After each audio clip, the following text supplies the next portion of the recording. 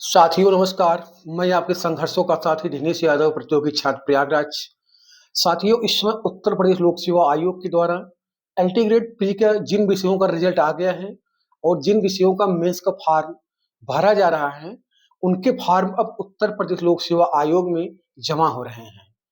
आप लोग फॉर्म भरने से पहले एक सावधानी ये जरूर आप लोग ध्यान दीजिएगा कि आप फॉर्म भरते वक्त, चाहे आप अंग्रेजी विषय के हों, चाहे बायोलॉजी के हों, चाहे हिंदी को, चाहे साइंस के हों, चाहे आप जो है कि बीकॉम वाणिज्य के हों, चाहे मैथ के हों, और जो और आगे विषय का जो रिजल्ट आएगा, चाहे उन विषयों के अभ्यर्थी हों, आप ओटीआर डाल करके अपना फॉर्म ओपन करिएगा।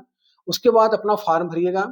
आप हाई स्कूल की मार्क वहाँ पे आपको लगाना है, हाई स्कूल की मार्कशीट, सर्टिफिकेट, इंटर की marksheet, certificate, BA first year, second year, third year की मार्कशीट और बीए की डिग्री।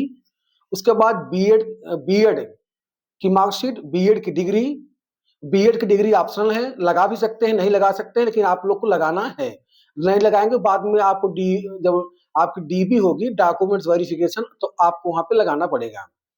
उसके बाद अगर आप पीजी किए हैं, एमए किए हैं, तो आप एमए की मार्कशीट और एमए का डिग्री भी आप लगा सकते हैं। एमए की डिग्री वहाँ पे ऑप्शनल है, लेकिन जो सर्टिफिकेट है वो मैंडेटरी है और डिग्री क्या होता है वो ऑप्शनल है। वो आपको बाद अगर नहीं अभी लगा रहे हैं तो बाद में जब आपका मेंस हो जाएगा फाइनल, आपका डॉक्यूमेंट्स वेरिफिकेशन जब होगा, चयनित होंगे, तो आपको वहाँ पे देना पड़ेगा। अब जो है कि आप लोग इतना सब लगाने के बाद आपको कास्ट सर्टिफिकेट, अगर ओबीसी एससी एसटी के हैं, और निवास domicile certificate, EWS general, OBC SC सबको लगाना है।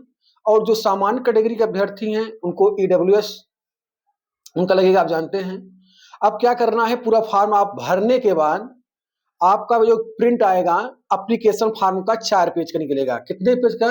एप्लीकेशन पेज जो है 4 पेज का निकलेगा, और प्रेफरेंस शीट जो है कि वो 2 पेज में निकलेगी। अपलोडेड डॉक्यूमेंट शीट जो है 3 पेज में निकलेगा। सारे जो आपका प्रिंट है उसको आप सेल्फ अटेस्ट कर लीजिएगा। अपने हाथ से सेल्फ अटेस्टेड करने के बाद जो आपने डॉक्यूमेंट्स अपलोड किया है, high school, inter, BA, BEd, MA और जाति, निवास, ईडब्ल्यूएस, उस डॉक्यूमेंट्स को आप सेल्फ अटेस्टेड करके ए4 लिफाफे में, जो आपका इनवलप है ए4 लिफाफा में, आप उसको पैक करके जब आप फॉर्म भरेंगे तो आपको एक स्लिप मिलेगी। वो ऊपर जो है लिफाफे के ऊपर, जैसे लिफाफा ऐसा लिफाफा रहेगा, लिफाफे के ऊपर उसको आपको चिपकाना है। ए4 जो है स्लिप को, उसको चिपकाने के बाद क्या करिएगा, आप अगर प्रयागराज हैं या उत्तर प्रदेश से अगर आप नियरेस्ट कहीं जिले से हैं, तो उत्तर प्रदेश लोक सेवा आयोग आकर के डाक विभाग में इस समय फॉर्म जमा हो रहा है।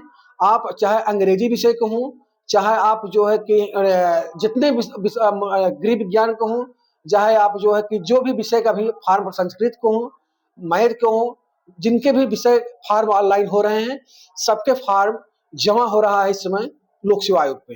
तो जब आप लोक सेवा आयोग पे जाएंगे तो आपको 2 फॉर्म मिलेगा। एक जो है वो दोनों फॉर्म आप भर लीजिएगा। फॉर्म भरने के बाद जब आप लोक सेवा आयोग में फॉर्म आप जमा करेंगे आप लोग, तो आपको दोनों फॉर्म को भरने के बाद आप काउंटर पे जाएंगे तो वहां पे जो बाबू हैं उस पे दोनों फॉर्म पे मोहर मारेंगे। एक फॉर्म वो रख लेंगे, एक फॉर्म रिसीविंग के लिए आपको दे देंगे, और आपका जो लिफाफा है जिसमें आपके सारे डॉक्यूमेंट्स जो आप सेल्फ अटेस्टेड हैं और जो आपका फॉर्म का प्रिंट है वो आपका जमा हो जाएगा। और कोशिश ये करिएगा आप लोग उत्तर प्रदेश लोक सेवा आयोग आकर के फॉर्म जमा करिए, क्योंकि अभी उत्तर प्रदेश लोक सेवा आयोग से ही 2-4 केसेज आए थे। मैं वहां पे गया था, यूपीएससी एई का फॉर्म आया था, यूपीसीएस एई का। उसमें क्या हुआ था कि बहुत से बच्चों ने डाक से फॉर्म भेजा, लेकिन डाक से यहाँ पहुंचा नहीं। अगर आप सहारनपुर से हैं, गोरखपुर से हैं, बरेली से हैं, तो आप स्पीड पोस्ट कर दीजिएगा। लेकिन वहां पे भी आपको स्पीड पोस्ट जब करिएगा तो आपको डाक विभाग से एक रिसीविंग मिलेगी। उस रिसीविंग को सुरक्षित अपने पास रख लीजिएगा। इससे क्या है कि अगर आपका फॉर्म, अगर मेंस में अगर आपका एडमिट कार्ड नहीं आता है, तो आपको लोक सेवा आयोग में कंप्लेन करने का आपके पास पुख्ता सबूत रहना चाहिए। तो आप लोग समझ गए होंगे, इसलिए मैं कल उत्तर प्रदेश लोक सेवा आयोग प्रयागराज गया था। सारी जानकारी मैं वहां से लेके आ गया हूं। अगर आप एलटी ग्रेड मेंस का फॉर्म भर दिए हैं, किसी भी विषय का जो जो जिन विषयों का फॉर्म भरा जा रहा है, तो उन विषय अगर आप फॉर्म भर दे रहे हैं, तो आप A4 लिफाफे में उसको बढ़िया से पैक करके, जो आपको स्लिप मिली होगी प्रिंट में, उस स्लिप को ऊपर चिपका करके आप लोक सेवा आयोग प्रयागराज जा करके गेट नंबर 3 के पास आप जो है डाक विभाग ऑफिस में 2 फार्म वहां मिलेगा। आप देखे होंगे मेरे वीडियो के माध्यम से, बहुत भीड़ चल रही है इस समय। लाइन लगा के उस फार्म को ले लीजिए। फार्म लेने के बाद उस फार्म को भरिएगा। भरने के बाद तब जो है आप जो है कि फिर से दोबारा लाइन लगाइए। फिर दूसरे विंडो पर जाकर के आप जमा करेंगे। तो वहाँ के जो बाबू हैं, आपको दोनों जो फार्म है वो लेकर के मोहर लगाएंगे। एक आपको रिसीविंग के लिए दे देंगे, एक रख लेंगे और आपका फार्म जमा कर लेंगे। आपका फार्म तब जमा हो जाएगा। तो आपके पास अभी समय है, आप समय से अपने फार्म को जमा करिए। और कोशिश करिए, अगर आप लखनऊ के हैं, गोरखपुर के हैं, आप झांसी से हैं, तो अगर आप आ सकते हैं इलाहाबाद, तो आप बेहतर ये होगा कि आप उत्तर प्रदेश लोक सेवा आयोग आकर ही फार्म जमा करिए। हम तो यही कहेंगे कि इससे क्या होता है कि आप में आपके अंदर कोई भी तो हेजिटेशन नहीं रहेगा कि डाक से पहुंचेगा कि नहीं पहुंचेगा। कभी-कभी डाक वाले इतनी लापरवाही करते हैं कि आपका समय से फार्म नहीं पहुंच पाता है।